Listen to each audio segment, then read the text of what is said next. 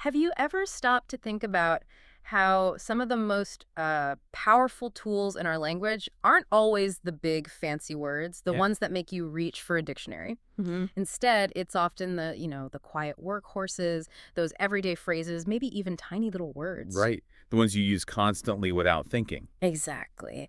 And they really hold the key to unlocking clarity and nuance and, well, just getting your message across properly. They're foundational, really, but we often overlook them. We do. They're the bedrock of communication, Yeah. used all the time, but their subtle power, it can genuinely make or break how well we connect.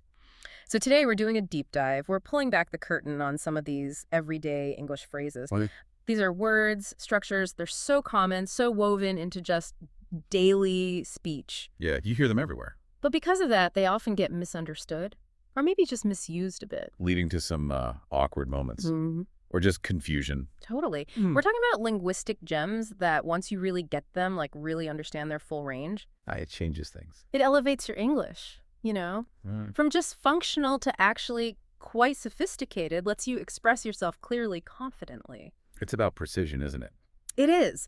This deep dive is all about unpacking that richness, the surprising flexibility these phrases have.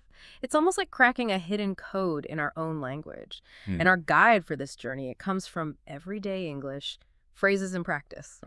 Great resource. Yeah, it's really insightful, Wow. designed to help refine English usage, clarify those tricky bits that, well, learners stumble over. And let's be honest, sometimes native speakers, too. Oh, absolutely. So we're going to pull out the most important nuggets of knowledge from this material for you. Give you the inside track. So our mission today is clear. We're going way beyond just simple dictionary definitions. Clear. We're going to explore the subtle shades of meaning, dig into the common pitfalls that trap people, and really look at the profound impact these seemingly small bits of language have on effective communication. How they actually work in practice. Exactly. So get ready for some, hopefully, aha moments. Because by the end of this, you'll definitely look at some familiar words and phrases differently.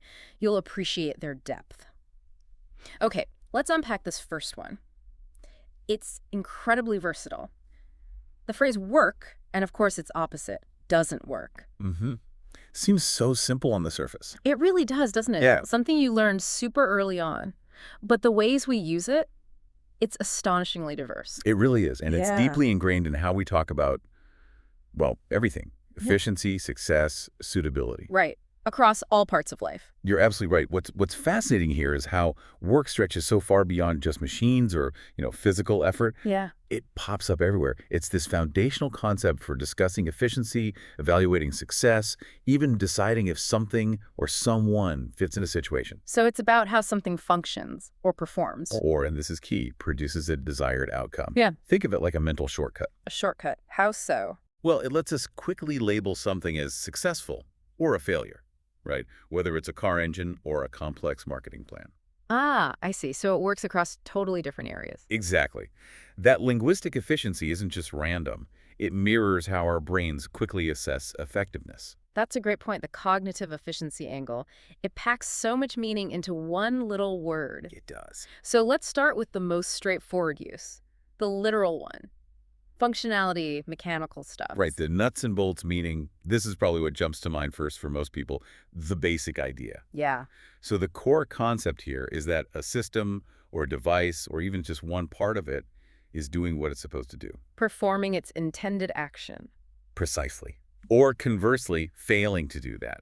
There's a very direct, almost binary cause and effect thing going on. Like flipping a light switch. A perfect example. Yeah. You press the switch, you expect the light to come on. If it doesn't. The switch doesn't work, or the bulb doesn't work. Exactly. It signals a clear technical issue, a malfunction. So if you're, say, trying to start your car on a freezing morning, you turn the key, nothing happens. Silence. Right. No engine noise, nothing. You might just throw your hands up and say, my car isn't starting. I think the engine doesn't work. A very common, relatable scenario. A physical object failing its main job. And the implication is immediate. Something's wrong with its basic operation. Or your computer freezes up, you'd say. My computer isn't working properly. Simple, direct. Concise and universally understood. It's the most basic usage, but absolutely critical. Signals malfunction, failure. If the engine doesn't work, the car doesn't go. Pretty clear cut. In this context, it often feels binary, doesn't it? Neither works or it doesn't. But as you hinted earlier, work leaps beyond just the physical stuff, Oh, definitely. It moves into the abstract. which is where it gets really interesting. Absolutely. This is where work becomes this incredibly powerful way to discuss effectiveness, success. We're not talking cogs and gears anymore. Now it's ideas, strategies, plans, even how people interact. This is where its versatility really shines. It moves into more complex evaluations. Okay. The core idea shifts. Now it's about whether a plan, a strategy, an idea, a proposed solution, maybe even some advice. Does it achieve its goal? Does it get positive results? So it lets us judge things that aren't physical. Exactly. Evaluating the efficacy of non-physical things, which is crucial in, business, problem solving, making decisions. Right. Think about a business scenario. A company tries a new way to handle customer service. Okay. If it works out, achieves its aims, someone might say, wow, the new customer feedback system really works. Our resolution times are down 30%. So works there means it's successful. It had the desired effect. Precisely. Yeah. After they implemented it, put in the effort, it produced the positive outcome. It's basically an endorsement of its effectiveness. And that's so much quicker, isn't it, than saying the new system successfully achieved its goals and led to a decrease in resolution times. Much more concise, but just as impactful. Yeah. And this usage, it really empowers decision-making. Lets us, keep or discard approaches based on whether they work or don't work. Creates clear feedback loops for anything, really. Like a personal fitness plan or a huge corporate project. It's just a quick shared way to understand if something's successful. Exactly. It's like a verdict, an evaluation, all packed into one word. And beyond just success, work also stretches into suitability, appropriateness, Another layer. which is fascinating too. A highlight that's more subjective relational side. Yes, this is where it becomes more about, subjective feelings or relationships. The core idea is something is fitting or agreeable, or it just harmonizes within a context. It's not about perfect mechanical function anymore. No, it's about fitting well, or being acceptable, or maybe just being convenient. Like when you look at someone's new outfit, And you say, that color really works for you, meaning it looks good on you, it suits your style. right, it fits aesthetically. A subjective harmony. Or more practically, like scheduling. His schedule doesn't work with our proposed meeting time. Which implies an incompatibility, right. Not that his schedule itself is flawed or broken. Exactly. It's just a mismatch with what we need for the meeting. And that usage is absolutely critical for, polite negotiation, compromise, just coordinating things smoothly. Oh, yeah. Managing teams, making plans with friends. How often do you need to agree on times or suggest an alternative? And this phrasing just pops up. Constantly. It's essential for navigating those everyday interactions, social or professional, with a bit of grace. It signals flexibility, maybe, not outright failure. It's incredibly common, and I think we often use it without even realizing how much heavy lifting that one word is doing. Now, let's quickly touch on the negative side, doesn't work. It feels a bit stronger than just the absence of work, doesn't it? That's a crucial distinction, yeah. Doesn't work isn't just neutral, like not working. It often implies an active failure, or a clear mismatch, or definite unsuitability. It's very direct. Remarkably concise and direct. It tells you something's malfunctioning or ineffective or just not suitable for the purpose, often with a little hint of disappointment maybe, or even firm rejection. Can you give an example? Imagine a colleague proposes an idea. It's well-intentioned, but just not feasible right now. Maybe budget constraints. Okay. You might respond politely, "That suggestion doesn't work for our budget, unfortunately." So it's a direct refusal, but softened. Exactly. It indicates incompatibility with the constraints without needing a long explanation of why it fails right then and there. So wrapping this up for work, what does this all mean for you, our listener, the learner? Well, mastering this one word, work, across all its different uses, it allows for incredibly concise yet really comprehensive communication. Talk about outcomes, solving problems, evaluating things in almost any area. It's like a linguistic shortcut, you said. It is, but it's a remarkably precise and efficient one.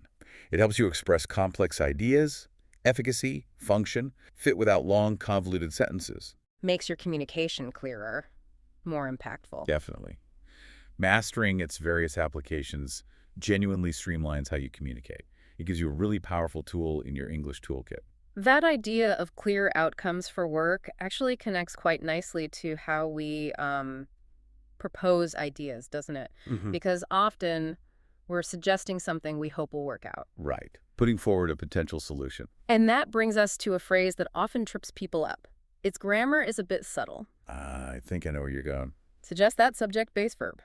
It's really important for polite, effective communication, but it's about more than just making a simple recommendation. And that specific grammatical structure is key. It is. You've really hit on something interesting there. It brings up the whole question of how we make polite recommendations in English, how we convey information indirectly. Especially in professional settings. Yep. Or diplomatic ones. Exactly. And the grammar itself, the structure, is paramount. And like you said, often a source of confusion for learners. It's a balancing act, isn't it? It is a linguistic dance. Yeah. You want to be assertive enough to share a good idea, but polite enough not to sound demanding. So let's start with its main use, making recommendations and proposals. Okay. The core idea is you're putting forward an idea or maybe a plan for others to consider. You're inviting discussion, collaboration, not issuing an order. Right. And here's the crucial grammar bit, the subtle but powerful part. Lay it on us. It typically uses suggest that plus subject plus base verb. The subjunctive mood sneaking in there. Exactly. That base verb is the infinitive form without to. So review, not to review, not should review. And that's where people often stumble, right? Non-native speakers, sometimes even native speakers. Definitely. So imagine you're in a team meeting proposing what to do next. Okay. You might say, I suggest that we review the report thoroughly before the meeting. See? Review. Base verb, not to review, not should review. And that base verb is vital for formal correctness, for the right nuance. It implies a recommendation may be firm, but still mild, not a direct command. Makes it much more diplomatic. Yeah. Inviting. Like, here's my idea, what do you think? Exactly. And it's worth noting, the that is often optional in casual speech, isn't it? You might just hear, I suggest we review. True, more informal. But the subjunctive base verb review is still the grammatically correct form underneath. And the really common mistake, the big pitfall for learners. Is saying, I suggest you to review. Or, I suggest you should review. Yeah, that's a critical point to clarify. Using to or should with suggest in that way, it's just grammatically incorrect. Sounds unnatural to native speakers immediately. It does. That specific structure, using the base verb, it shows respect. Respect for the other person's autonomy, their judgment. You're inviting them to consider, not forcing them. It's a hallmark of thoughtful, collaborative talk. Totally. Yeah. A subtle signal of respect that makes a huge difference in how your message lands. And it's not just for making explicit recommendations, right? Suggest can also be used differently. True. It can also convey evidence or implication. Pointing towards a conclusion without stating it as absolute fact. Exactly that. This is a distinct but equally important use. The core idea is to indicate or imply something, often based on evidence you've seen or data, without saying it's 100% certain. So you're presenting findings, observations that lead to a conclusion. But without overstating the proof, without claiming absolute, undeniable truth. For example, in a scientific paper you might write, the data suggests that the new medication is highly effective in reducing symptoms. Suggests there acts like indicates or points to. Precisely. It lets you present conclusions based on evidence, but you maintain that bit of scholarly caution. Maybe encourages more investigation. Which is incredibly important in academic fields, scientific research, business reports. In those areas, you're often presenting findings that maybe need more looking into, rather than proclaiming the final absolute truth. It allows for that vital degree of caution, objectivity. It's like saying, here's what the information seems to be telling us, not this is definitely what it says. Exactly. That nuance is everything when you're building a credible argument. It's a sophisticated way to report observations and analyses, especially when certainty isn't total. Okay, that makes sense. And this brings us to another key aspect of suggest. Its inherent politeness, its indirectness. That's true. It feels softer than other verbs. Almost universally less direct, and often much more polite, more diplomatic than using words like command or insist or order, even tell. Softens the delivery of the idea. Absolutely. It invites consideration, doesn't demand compliance. That makes it invaluable in professional settings, social interactions. Anywhere maintaining rapport is important. Fostering collaboration. It shows respect for the listener's agency, their ability to decide for themselves. If you say, She suggested that he take a different approach? Yeah. That sounds much softer, more collaborative, less confrontational than she told him to take a different approach. Huge difference in implication. Affects the message, affects the relationship. Totally. It encourages that collaborative feel, not a strict hierarchy. Okay, so here's where it gets really interesting. Why mastering this phrase is so powerful for you, the listener. Go on. Mastering this phrase, especially its specific grammar with that base verb, it instantly elevates your communication. How so? It makes you sound more nuanced, more polite, but still authoritative when you need to be, presenting ideas or findings. It's a hallmark of sophisticated English. It really is. It shows you understand the subtleties, how to convey ideas with grace, precision, respect for your audience. And that genuinely impacts how people perceive you. Marks you as a thoughtful, effective communicator. Now, let's switch gears a bit. Let's tackle 3 of the smallest words in English. Tiny, but arguably among the most powerful. Uh-oh. I sense prepositions coming. You got it. In, on, and at. The bane of many learners' existence. Yeah. And sometimes native speakers, too. They cause endless headaches, yeah. But they're incredibly precise, like linguistic scalpels, helping us pinpoint location and time. That's a good way to put it. If we connect this to the bigger picture, these prepositions are absolutely fundamental. Describing location, describing time accurately. They're like the GPS coordinates for a sentence. Exactly. Guiding us to the exact meaning, making sure the message lands right. Understanding the subtle differences is paramount for clarity. Avoids ambiguity. Totally. A misplaced in or on can really mess things up. Without them, our language loses so much spatial and temporal precision. It leads to constant miscommunication. Okay, let's start with at. The preposition of precision, specificity. Right. Pointing to a single focused spot. Its core concept is pretty straightforward, right? At is for specific points, in space or time. Or to indicate a general location where an activity happens, rather than being inside something or on its surface. Pins down a very precise spot, or a specific moment. So you're at the corner of a street, meaning the exact intersection point. Not in or on the corner. Right. You wait at the bus stop, you meet someone at the entrance of a building. These are distinct points. And it covers common social locations too, right? Like at home, at school, at work. Yeah, general activity-based locations, not necessarily defined by walls. So an example like, I'll meet you at the cafe at 7 p.m. Perfect. At the cafe specifies the meeting spot, a precise point. And at 7 p.m. nails down the exact time for that meeting. The precision of at leaves no room for doubt about when or where. It denotes a precise, often small, point or the general area of an activity.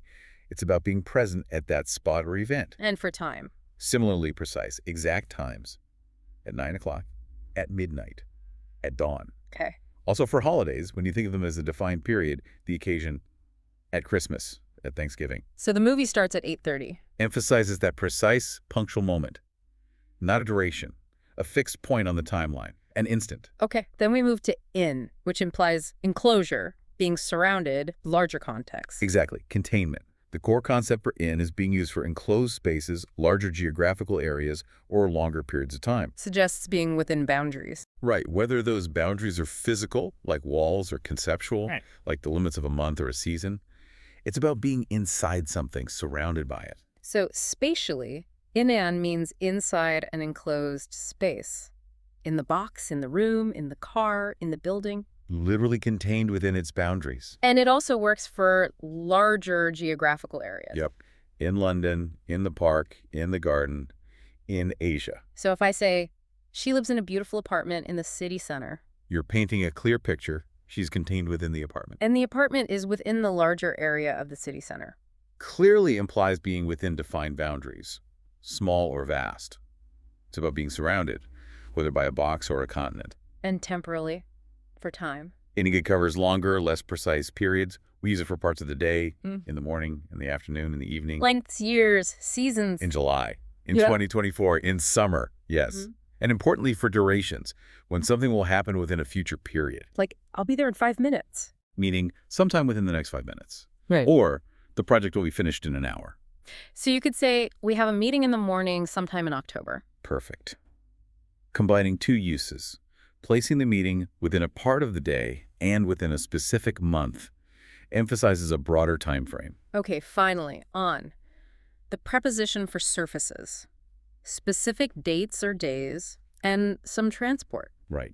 Contact or placement upon something. Right. The core concept. Yeah. Used for surfaces specific days or certain modes of public transport. Signifies contact with a flat or defined surface. Or being aboard a vehicle where you can usually stand up. Pretty much, yeah. So spatially, on is for surfaces. The book is on the table, the picture is on the wall, the rug is on the floor, the bird is on the roof. Describe something resting upon or attached to a surface. Now here's that key distinction, the tricky one with transport. You're on the bus, on the train, on a plane, on a ship. Because you can generally stand and move around inside those. You're usually in a car or in a taxi. Where you're typically seated, more enclosed. That's a crucial point of difference, often linked to whether you can physically stand up. So if I tell you the book is on the shelf next to the lamp. Clear visual, exact placement, touching the shelf surface. On denotes that contact, or being aboard certain transport. And temporally, for time. On is used for specific days or dates. On Monday, on December 25th, on my birthday. Pins down an exact point on the calendar, a single day. Exactly. So the presentation is scheduled for Tuesday on the 15th. You're specifying the day of the week and the precise date. So it's for distinct individual calendar points, not durations like months or seasons. Right. A common slip-up is saying in my birthday instead of on my birthday. Okay, so what does this all mean for you, our listener? Why wrestle with these tiny words? Well, understanding the precise differences between in, on, and at is just fundamental for speaking and writing with precision, confidence. Getting them wrong leads to confusion. Misunderstanding, ambiguity, or just sounding unnatural to a native speaker. Mastering these tiny but mighty words ensures you can clearly talk about location and time. So people understand exactly what you mean. Exactly when, exactly where. Removes doubt. That level of precision is invaluable for clarity and just making a good impression. It's amazing, isn't it, how 3 tiny words carry so much weight, making sure we know where or when. Yeah, the precision is incredible. But what about words that seem to completely change their meaning depending on the context? Like, linguistic chameleons. Now we're getting into the really fun stuff, phrasal verbs. You guessed it. Let's dive into one of English's trickier beasts, the phrasal verb come off. Ooh, good one. You really can't just guess its meaning from coming off separately, can you? The combination creates totally new meanings. What really stands out here is how that simple verb-preposition combo can create such a diverse range of meanings. It just highlights how crucial context is in English. Especially with phrasal verbs. Definitely. It's not just what words you use, but how you use them. The sentence, the situation around them. That's what determines the real meaning. Understanding that flexibility is key to sounding natural. Key to grasping idiomatic English, yeah. Phrasal verbs are notoriously tricky, but getting them down is a huge step towards fluency. Okay, let's start with its most literal meaning. This one's relatively straightforward. Right. To detach or separate? This is the one most people probably get first, intuitively. Exactly. The core idea is something becomes separated or removed or disconnected from something else. Often it's a literal physical detachment. Like an object is no longer attached where it was. Right. Maybe due to force or just wear and tear. Think of wallpaper peeling off or a sticker losing its grip. So you might complain, oh no, the button came off my shirt in the wash. Classic example. Or you might warn someone, be careful, the handle might come off if you pull too hard. Relatable, everyday instances of physical separation. A clear description of something not adhering anymore. Or, the label came off the bottle in the fridge. Describe that physical uncoupling. It's the most intuitive meaning, yeah. Physical uncoupling. But then, come off takes this much more abstract turn. Meaning to succeed? Or happen as planned? Exactly. This is where its chameleon nature really starts to show. Okay, so the core idea here is an event or a plan or an action. It's successful. It unfolds like you intended. Or just occurs as intended, yeah. It's often used with adverbs like well or bad. Or in the negative to show failure. Frequently. To indicate something didn't quite happen right, didn't materialize. It's all about the execution and the outcome of some effort. Give me an example. Okay. Planning a complex surprise party? Yeah. You'd anxiously say, I really hope our surprise party comes off without a hitch. Expressing hope for smooth, successful execution, everything goes to plan. Right. Conversely, if something goes wrong, maybe a magic trick. Okay. You might lament, the magic trick didn't quite come off. The audience saw how he did it. Illustrates a failure to achieve the desired effect, the intended outcome. Yeah. This meaning is more abstract. It relates to the overall result of an endeavor. Did the effort work out? Did it even happen as planned? It's a neat way to talk about how plans or performances went, isn't it? Without needing long explanations. You don't need to say the party was executed perfectly, came off without a hitch, covers it beautifully, concisely. It does. But come off has yet another abstract meaning, equally important, related to appearance, how something seems. Perception. Crucial for social dynamics. Absolutely. The core idea here is creating a particular impression or perception, often about a person's character, their behavior, maybe an actions effect. It digs deep into social stuff, how others see you. Which isn't always how you intend to be seen, right? Think about someone trying to be funny, but it just falls flat. Right. So this is vital for understanding social interactions and managing your own communication. Totally. You might observe about someone, he sometimes comes off as a bit arrogant, even though he's actually very kind. Exactly. Meaning, despite his true nature, his style or manner gives that negative impression. Or reflecting on a bad joke. Her joke didn't come off well and nobody laughed. Indicates the intended humor just didn't land. Maybe bad timing, bad delivery. It highlights that gap between intent and perception.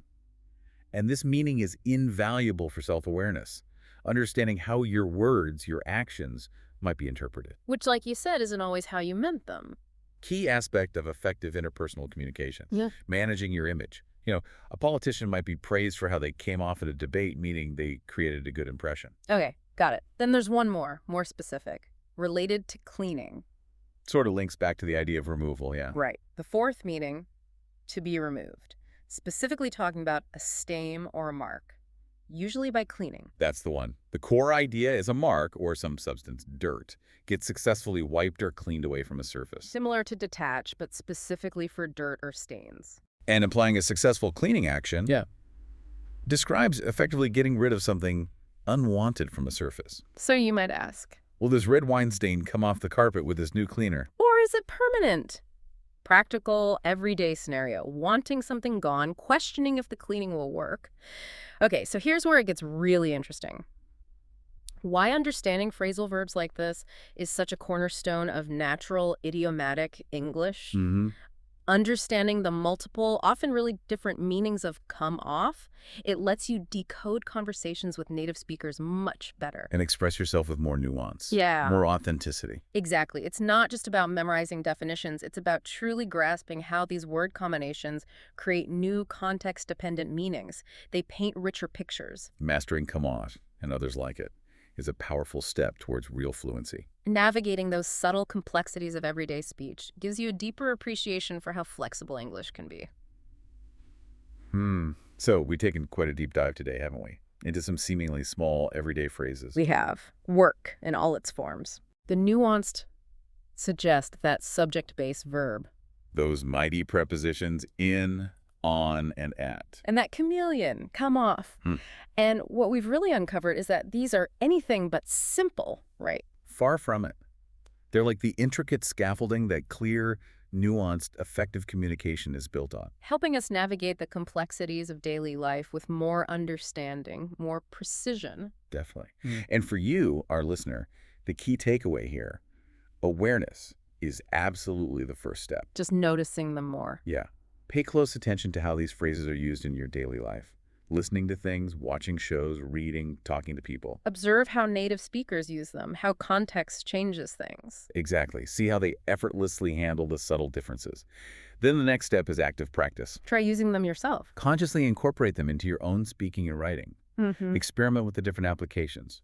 It's about moving from just recognizing them passively to using them actively, confidently, accurately. That's the goal, making these powerful phrases truly part of your own toolkit. Which raises an important question, I think, for you, our listener. Given the incredible flexibility, the subtle power, the richness we've just seen in only a few common phrases, how many other seemingly simple words out there might be holding deeper, richer meanings? Meanings just waiting to be explored. Meanings that shape not just how we speak, but maybe even how we think about the world around us, influencing our perceptions, our understanding in ways we don't even realize. It's a fascinating thought. Keep an ear out for them, because the English language is just brimming with these hidden gems, always inviting us to discover new layers of meaning.